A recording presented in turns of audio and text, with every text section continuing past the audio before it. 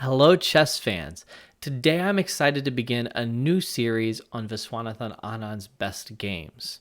I'm going to start with a game against the also great and also legendary Vassily Ivanchuk in 1992.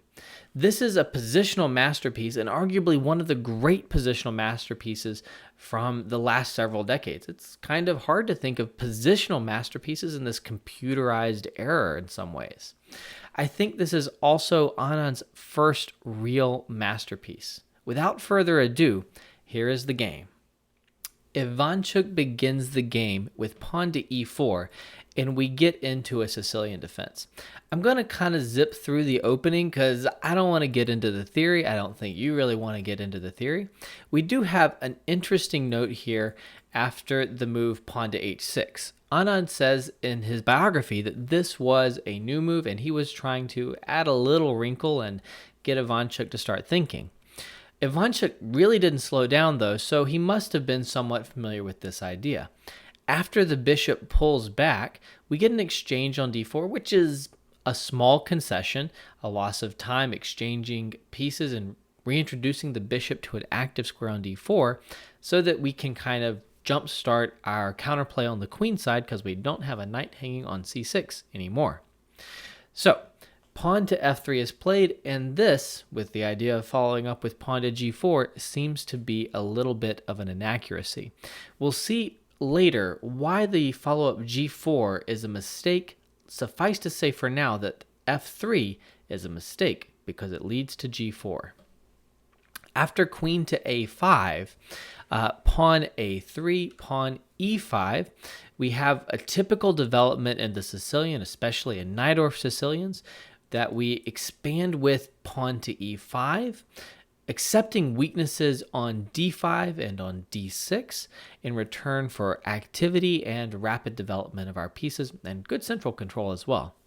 After bishop e3, note that one common idea to try to exploit the weakness of d5 by exchanging one of its defenders isn't possible here because the move pawn h6 secures some control over g5. After bishop e6, king b1, bishop e7, we get the move g4. Now, it's probably or almost certainly wrong to say that this is the losing move, but it kind of feels that way when you see the course of the game, when you look at the game with Stockfish, and when you see Anand's own notes to the game. How can the move g4, which is not a tactical mistake at all, really be such a significant positional mistake? We're going to see really fine play from Anand in a moment, but understand that this move g4 is what's going to allow his coming play. Instead, the move h4 seems to be better. Stockfish agrees with Anand. If you've got Stockfish and Anand sharing an opinion about the move, you must have a good move on hand. So h4 would be better in this position. Let me also mention that knight d5, which is a move that's going to happen in the game, is not really going to secure Ivanchuk an advantage, but this would be kind of a better version of the game because the pawn would be back on g2, and the position's probably about equal in this case. It's dynamic, imbalanced, but with the pawn on g2, white really should have nothing to fear.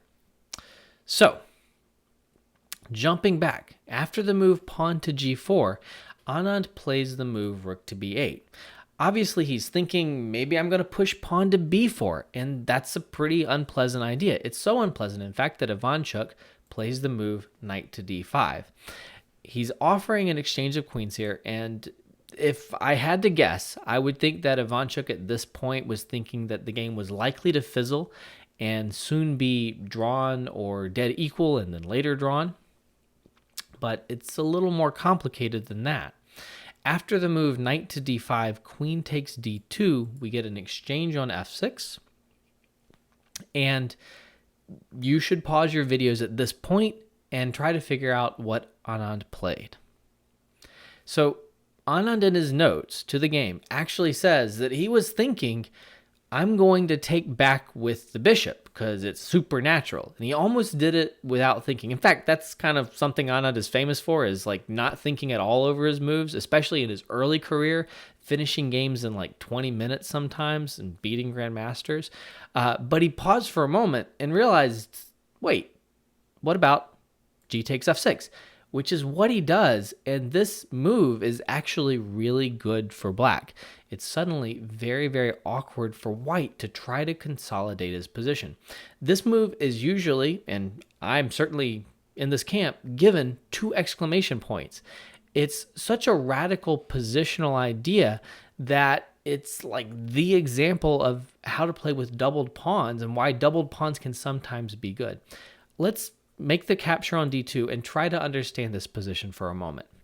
The capture G takes f6 here instead of bishop takes f6 gave Anand doubled pawns, doubled f pawns. Usually these are bad. It also leaves him with a backwards d pawn. He couldn't avoid that. He'd accepted that earlier, but in general, not good as well, right? This pawn structure should be very bad for Anand. He's also got a bishop here that's really blocked in, and he's got weak squares on d5 and f5. So why is this not only not bad for Anand, but in fact quite good? So there are some offsetting factors here. One thing is the pieces on the board.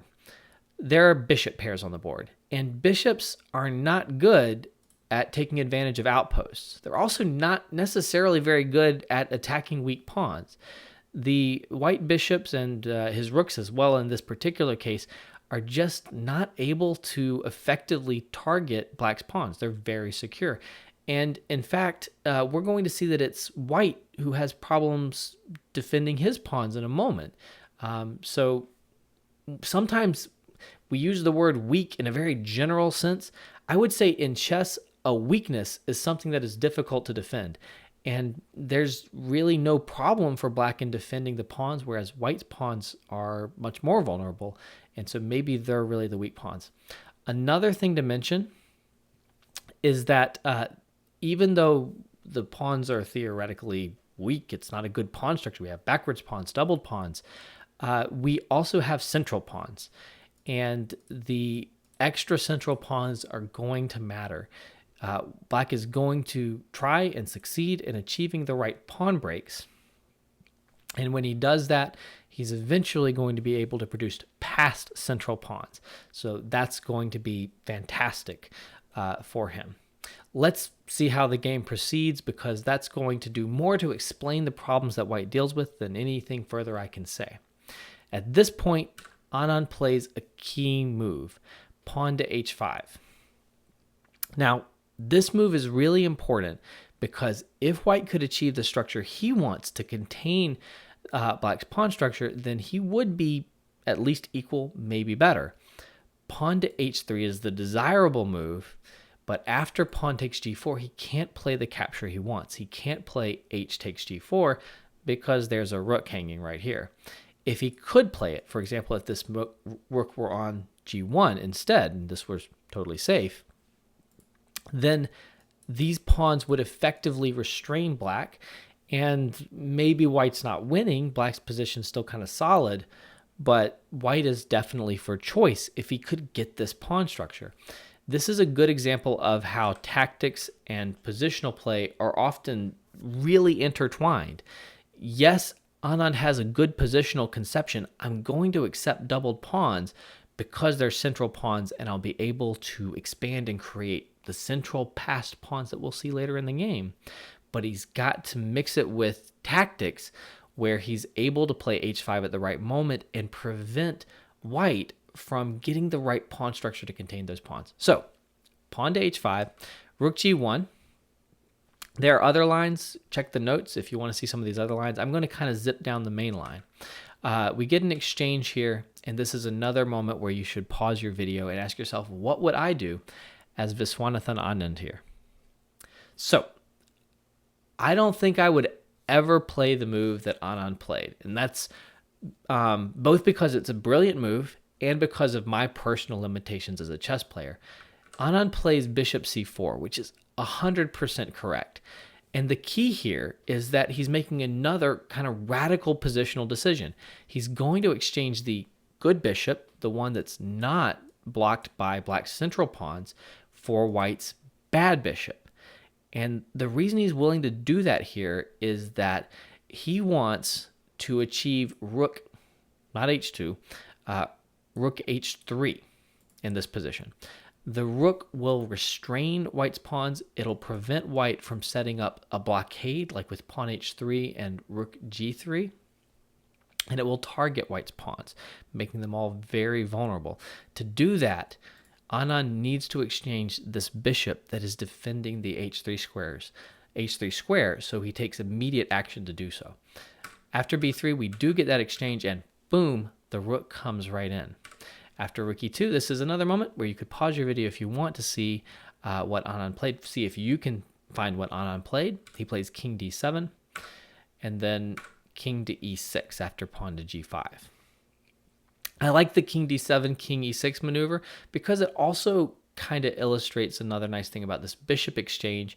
The king is able to step in and fulfill the role that the bishop was fulfilling on e6, basically indicating that he was able to secure control of h3 with no downside because his king does what the bishop could have done. Pawn takes f6, bishop takes f6, bishop d2, bishop e7, bishop e1, f6, bishop g3. This is an important moment in the game, and I think it's the one moment in the game where Anand's play could be criticized with the help of Stockfish, although his notes also kind of point out what's wrong with what he's about to do, but he doesn't give the move a question mark when I think it probably deserves a small question mark. Anand can break with pawn d5. He could do it right away, and he does do it right away, but probably the move should be prepared. There's no rush to play this move because white can't really stop it, so by playing a move like rook c8 and then d5, we get a better version than what happened in the game. After the immediate d5, Ivanchuk resourcefully captures and jumps this rook into f5. This is both a move that creates tactical problems for black and a move that kind of sets black back in terms of being able to push these pawns, really restraining them. Now, the move that black, of course, would love to play is king to e6, kick the rook out of the way, maybe improve this, and then roll the pawns, right? They just march down the board. The problem is that in this position, white has a tactic. Bishop takes on e5, attacking the rook on b8, and if you capture back, there's a skewer with rook takes e5, rook takes e7. Now, it's not over, the line continues, but after rook c8, bishop takes, allowing this to be captured. I should back up, actually. Notice that rook c8 leaves both of these hanging, so black is going to still win material, but after bishop takes f6, wins the rook, bishop takes e7, then we have an endgame where the bishop and the two pawns easily draw against the rook. So, Anand, of course, does not do that. Instead, he moves the king to c6, but that's kind of a step in the wrong direction. And now a good move for Ivanchuk would have been rook f3 that threatens bishop takes e5 and threatens rook c3 check, and then bishop takes e5. This would force Anand to retreat with a move like rook back to h8, and he can still work to get his pawns going, and he might still win this game. But obviously, he's been having to go backwards. This isn't the way that he wanted the position to proceed. Instead, after rook e to f2 instead of rook f3, I think that the game is mostly over. We get a lot of maneuvering play that I'm going to kind of zip through up until we get to a critical final mistake when, honestly, there was probably nothing Ivanchuk could have done at this point to stop the pawns from eventually getting moving. But he plays rook to g3, and Anand finishes the game basically on the spot with a nice tactic. Pause the video if you want to try to find it. The move he goes for is pawn to e4. This is really nice. It's a little clearance sacrifice. Obviously, the rook is under attack, but it leaves the pawn to be captured with check. If this weren't check, it probably would be less exciting, but it's still kind of cool to give away a pawn in the endgame with check here. So rook takes, and then the bishop jumps in, and the bishop's just tremendous. There are two threats of mate here. We have both rook takes c2, and we have rook to a1 mate. That forces white to give up the exchange, but that doesn't even solve the mate problem because there's still the threat of rook takes c2 with mate, and after king defends pawn, rook up, then Ivanchuk resigned right here. This game, I hope, made an impression on you. I saw this when I was like 1 to 2 years into playing chess somewhat seriously and was starting to try to learn and study, and it made a really big impression on me and how I perceived pawn play. It kind of formed my impression of Viswanathan Anand as this really gifted player who just saw things in the position right away, intuitively, that other players just didn't see. If you like this game and you want to see more games analyzed like this, then go ahead and click on the playlist right over here for some other best games that I've looked at. Also, be sure to subscribe on YouTube. Click the bell so that you get notified when there are new videos. And the nicest thing that you could possibly do is leave a comment on the video and just share your thoughts and ideas for new videos. Thanks so much, and have a great day.